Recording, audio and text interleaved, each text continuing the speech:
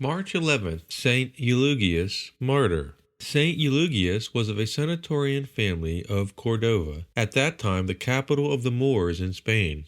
Our saint was educated among the clergy of the Church of Saint Eulogius, a martyr who suffered with 19 others under Diocletian.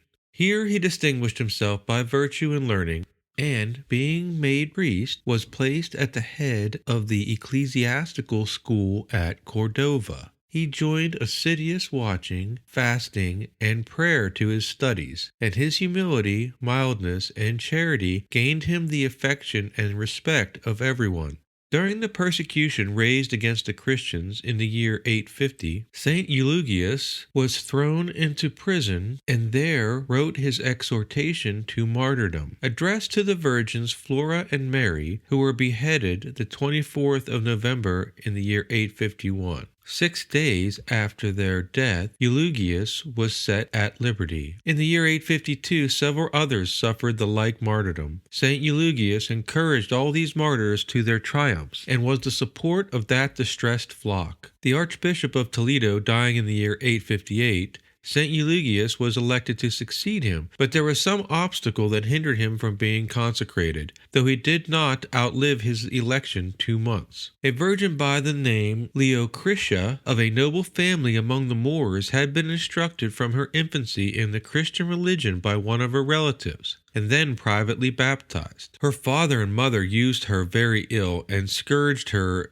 day and night to compel her to renounce the faith. Having made her condition known to Saint Eulogius and his sister, intimating that she desired to go where she might freely exercise her religion, they secretly procured her the means of getting away, and concealed her for some time among the faithful friends. But the matter was at length discovered, and they were brought before the Cadi, or judge, who threatened to have Eulogius scourged to death. The saint told him that his torments would be of no avail, for he would never change his religion. Whereupon the Cadi gave orders that he should be carried to the palace and presented before the king's council. Eulogius began boldly to propose the truths of the gospel to them, but to prevent their hearing him, the council condemned him immediately to lose his head. As they were leading him to execution, one of the guards gave him a blow to the face for having spoken against Muhammad. He turned the other cheek and patiently received a second. He received the stroke of death with great cheerfulness on the 11th of March in the year 859. Saint Leocritia was beheaded 4 days after him, and her body thrown into a river, only but to be taken out by the Christians and buried.